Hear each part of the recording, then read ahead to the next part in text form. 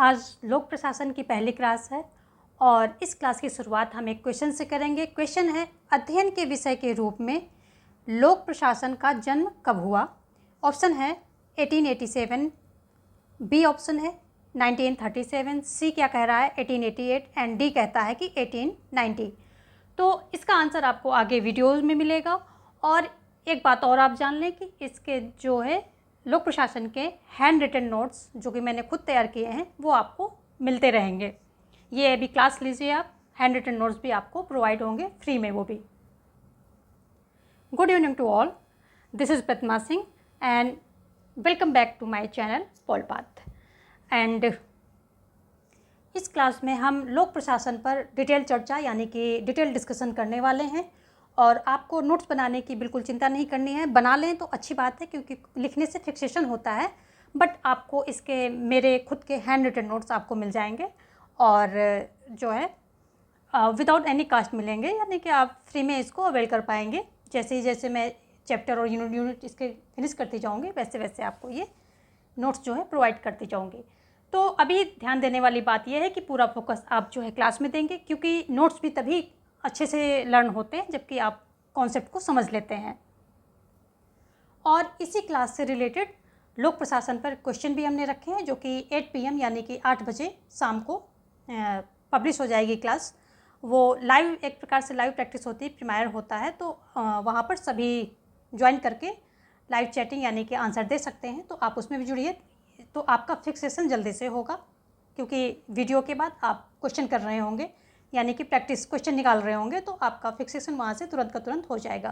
Plus मैं बताना चाहूँगी कि आप हमें टेलीग्राम पे ज्वाइन कर सकते हैं। टेलीग्राम ओनली पोलपाथ को नाम से आपको सर्च करना है, @ नहीं लगाना है। तो इसके नाम से सर्च करके आप हमें ज्वाइन कर सकते हैं और सारे नोट्स एंड PDF वहीं आपको मिल जाएंगे। तो चलिए बढ़ते हैं अपने क्लास की ओर और देखते हैं कि क्या है। तो लोक प्रशासन में सबसे पहले हम देखेंगे कि इसका लोक प्रशासन का अर्थ क्या है, मूल अवधारणा, क्षेत्र और विभिन्न विद्वानों ने इसके बारे में क्या परिभाषाएं दी हैं, इन सभी चीज़ों को हम देखते हुए चलेंगे। और अभी आप पूरा फोकस रखिए कॉन्सेप्ट को समझने में। नोट्स आपको फिर से मैं कह रही हूँ कि मेरे नोट्स आपको ये मैं प्रोवाइड कर दूँगी फ्री ऑफ कॉस्ट, तो उसके लिए चिंता मत कीजिए। पूरा फोकस अभी क्लास पर रखिए, एक एक चीज़ को समझिए बारीकी से और मेमोराइज करते जाइए, बाकी की चीज़ें आपको मिल जाएंगी। तो ठीक है, लोक प्रशासन देखते हैं। तो अगर हम देखें तो लोक प्रशासन कितने 2 शब्दों से मिलकर बना है, लोक तथा प्रशासन। ठीक है, जैसे यहाँ की मैंने मेंशन किया हुआ है, लोक तथा प्रशासन 2 शब्दों से मिलकर ये बना है, जिसमें अगर हम देखें कि लोक का क्या अर्थ है तो लोक का अर्थ होता है सरकारी। ठीक है, लोक का अर्थ क्या होता है, सरकारी होता है। जबकि हम बात करें प्रशासन की तो प्रशासन का अर्थ होता है उत्कृष्ट रीति से कार्य करना। ठीक है, प्रशासन का अर्थ क्या होता है, उत्कृष्ट रीति से कार्य करना। ठीक है, तो अगर हम इसको देखें, पूरा मिलाकर देखें तो लोक प्रशासन सरकारी प्रशासन है जिसमें नौकरशाह या जो है अधिकारी तंत्र की महत्वपूर्ण भूमिका होती है। तो लोक प्रशासन क्या है, एक सरकारी प्रशासन है जिसमें नौकरशाहों की या जो अधिकारी तंत्र होता है इनकी महत्वपूर्ण भूमिका होती है। अगर हम LD वाइट की बात माने तो लोक प्रशासन में वे सभी कार्य आ जाते हैं जिनका उद्देश्य सार्वजनिक नीतियों को पूरा करना या लागू करना होता है।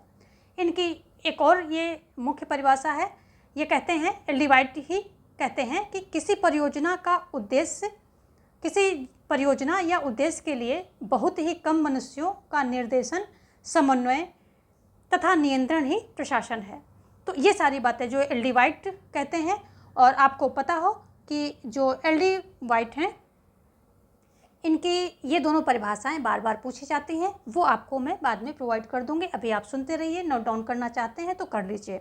ठीक है, तो ये लोक प्रशासन का अर्थ आपने जाना कि लोक प्रशासन होता क्या है। अगर हम देखें कि लोक प्रशासन के उद्देश्य क्या हैं तो लोक प्रशासन के 2 उद्देश्य होते हैं। पहला क्या होता है, एक इसका निश्चित उद्देश्य होता है और सरकारी सामूहिक प्रयास होता है, यानी कि ये इनका जो भी प्रयास किसी उद्देश्य को पाने के लिए ये सामूहिक प्रयास करते हैं। अर्थात आप कह सकते हैं कि किसी निश्चित उद्देश्य की प्राप्ति के लिए किया गया सरकारी सामूहिक प्रयास प्रशासन कहलाता है। ठीक है, तो प्रशासन क्या है, प्रशासन है कि किसी निश्चित उद्देश्य को पाने के लिए किया गया सरकारी सामूहिक प्रयास ही प्रशासन कहलाता है। तो ये बात हो गई कि प्रशासन के क्या उद्देश्य हैं, तो 2 उद्देश्य हैं। अलग अलग पूछता है तो निश्चित उद्देश्य और सरकारी सामूहिक प्रयास, ये दो इसके मेन उद्देश्य हैं। और इसको मिला करके देखें तो हो जाता है निश्चित उद्देश्य को पाने के लिए सामूहिक प्रयास, यही प्रशासन कहलाता है। एक गतिविधि के रूप में लोक प्रशासन उतना ही पुराना है जितना कि हमारी सभ्यता, ठीक है। लेकिन अगर हम बात करें कि अध्ययन के विषय के रूप में लोक प्रशासन का जन्म कब हुआ, तो जैसा कि मैंने अभी आपसे पूछा था क्वेश्चन में, तो उसका आंसर आपको यहीं पर मिलेगा। तो एक अध्ययन के विषय के रूप में लोक प्रशासन का जन्म कब होता है? 1887 में होता है, ठीक है। आपका ए ऑप्शन वहाँ पर राइट हो रहा है। और 1887 को एक लोक प्रशासन का जन्म एक अध्ययन विषय के रूप में होता है। और किस में होता है? वुडरो विल्सन के द्वारा एक लेख लिखा गया है, यानी कि इनकी जो book the study of administration, इसके द्वारा इसी लेख के उद्भव में आते ही, इसी लेख के जो है साथ ही इसका जो है लोक प्रशासन का जन्म माना जाता है। तो ये इनकी जो पुस्तक है द स्टडी ऑफ एडमिनिस्ट्रेशन किसकी है? वुडरो विल्सन की है। और ये जो है बहुत ही इम्पॉर्टेंट है। और ये जो वुडरो विल्सन है, ये द्विभाजन सिद्धांत का इन्होंने सिद्धांत भी दिया है, प्रतिपादन किया है। द्विभाजन, तो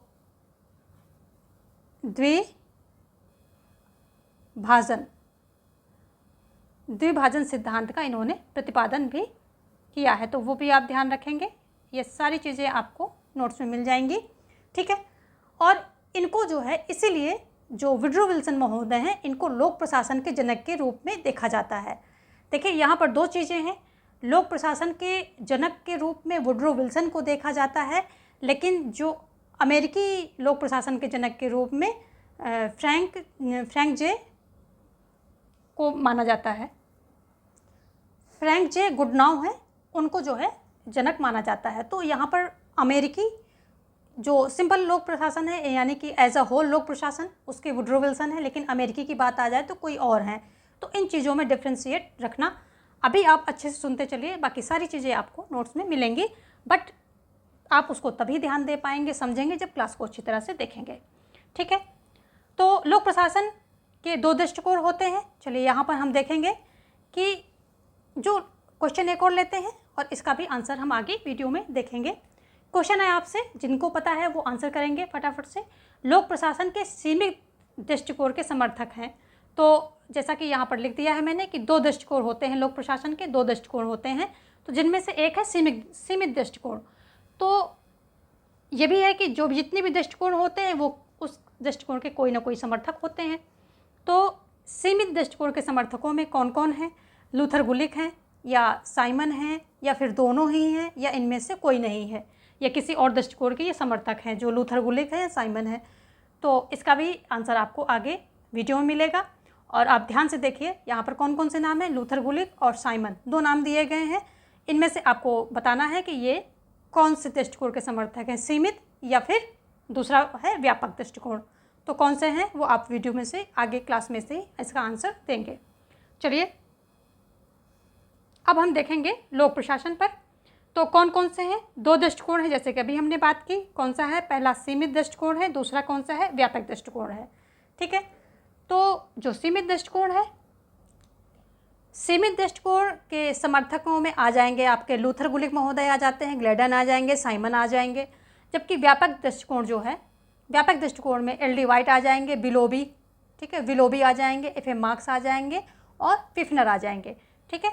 तो ये जो है मेन समर्थक हैं। तो आपका आंसर यहीं से आएगा। देखिए यहाँ पर साइमन भी है और लूथर गुलिक भी है। तो ये ऑप्शन जो है आपका कौन सा सही हो जाएगा? सी ऑप्शन आपका राइट हो जाएगा, क्योंकि लूथर गुलिक भी हैं सीमित दृष्टिकोण में, साइमन भी हैं, ग्लैडन भी हैं। तो यहाँ पर दो नाम हैं, दोनों ही राइट ऑप्शन है। सी ऑप्शन आपका राइट हो गया। चलिए देखते हैं, आंसर आपको दोनों ही मिल गए। और हम इसी तरह क्वेश्चन को लेते हुए तब क्लास को देखेंगे, ताकि आप चीज़ों को फोकस कर पाएँ। जब हमारे पास क्वेश्चन होता है तो हम उसका आंसर निकालने की कोशिश करते हैं, तब हम ज़्यादा फोकस्ड होते हैं। तो ये एक बेहतरीन तरीका है फोकस होकर के लर्निंग करने का। चलिए, तो यहाँ पर हमने देख लिया। अब हम सीमित दृष्टिकोण की बात कर लेते हैं। तो जो सीमित दृष्टिकोण है, इसके समर्थकों में कौन कौन आ जाते हैं? गुलिक आ जाते हैं और ये ग्लैडन, साइमन, ये सभी आ जाते हैं। और इन सभी विद्वानों का मानना ये है कि लोक प्रशासन का आशय सरकार की कार्यपालिका शाखा की गतिविधियों से है, क्योंकि नीतियों का क्रियान्वयन जो होता है केवल कार्यपालिका ही करती है। तो इनका क्या मानना है कि इसका जो है संबंध किससे है? कार्यपालिका से है। ठीक है, कार्यपालिका से है। ठीक है, जबकि जो व्यापक दृष्टिकोण के ये समर्थक हैं, व्यापक दृष्टिकोण के समर्थक क्या मानते हैं? ये मानते हैं कि इसका संबंध क्या है? सरकार के तीनों अंगों से है। सरकार के तीन अंग कौन से? कार्यपालिका, न्यायपालिका, व्यवस्थापिका, इनकी तीनों की गतिविधियों से है, ये ऐसा मानते हैं। लेकिन अगर देखा जाए तो चाहे सीमित दृष्टिकोण हो या व्यापक दृष्टिकोण है, इन दोनों को लेकर के ही लेते हैं तो पूर्ण रूप से व्याख्या नहीं आती है किसकी? लोक प्रशासन की। क्योंकि लोक प्रशासन में प्रबंध के कार्य किए जाते हैं, तो ऐसा माना जाता है कि ये जो दोनों प्रकार के पूर्व की जो व्याख्याएं दी गई हैं ये पूर्ण नहीं हैं। इसलिए कुछ लोग कहते हैं कि प्रशासन, ये जो लोक प्रशासन है, प्रबंध के कार्य, इसमें प्रबंध के कार्य किए जाते हैं। तो एक और यहाँ पर दृष्टिकोण निकल करके आता है, प्रबंध की दृष्टिकोण, और इसके समर्थकों में हेनरी फेयोल, लूथर गुलिक, लिडल उर्विक का नाम आता है। तो एक प्रबंध की दृष्टिकोण, ठीक है, प्रबंध की दृष्टिकोण आता है जिसमें कि हेनरी फेयोल, लूथर गुलिक, लिडल उर्विक, ये सभी जो आ जाते हैं। और इन विचारकों का मानना है क्या है? ये कहते हैं कि क्योंकि लोक प्रशासन का आशय प्रबंध के कार्यों से है, क्योंकि बेहतर प्रबंधन के बिना नीतियों का कुशलतापूर्वक क्रियान्वयन नहीं किया जा सकता है, ये ऐसा मानते हैं। तो ये प्रबंध की दृष्टिकोण के समर्थक हो जाते हैं, जो यहाँ पर नाम दिए गए हैं, प्रमुख समर्थक हैं ये।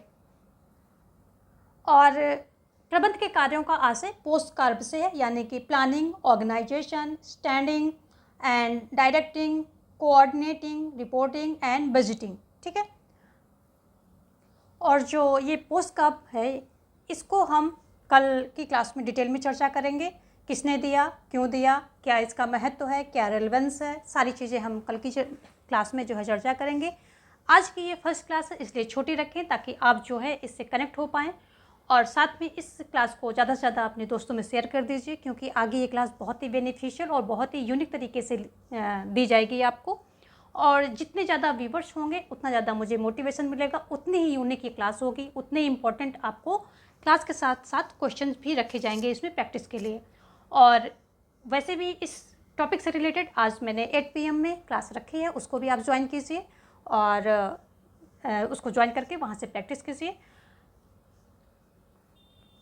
और मैं यहाँ पर आपको फुल कोर्स दे रही हूँ TGT PGT के लिए, पॉलिटिकल साइंस का। तो ज़्यादा से ज़्यादा लोग इससे जुड़ें और अपने दोस्तों को शेयर करें ताकि मुझे भी मोटिवेशन मिले आपको रिसर्च बेस्ड क्वेश्चन देने का। जो क्वेश्चन मैं दूँ वो रिसर्च बेस्ड हों और क्लासेस जो हों वो एग्ज़ाम पॉइंट ऑफ व्यू को लेकर के हों, सारी चीज़ों का ध्यान रखते हुए एक special class and special practice देने की मेरी कोशिश रहती है। और इसके लिए बहुत ज़्यादा मेहनत और टाइम टेकिंग प्रोसेस ये है, तो यहाँ पर बहुत ज़्यादा मेहनत की ज़रूरत पड़ती है और मेहनत करने के लिए मोटिवेशन की ज़रूरत पड़ती है, जो कि आप दे सकते हैं हमें ज़्यादा से ज़्यादा मेरी क्लास को शेयर करके और सब्सक्राइब करके और लाइक करके।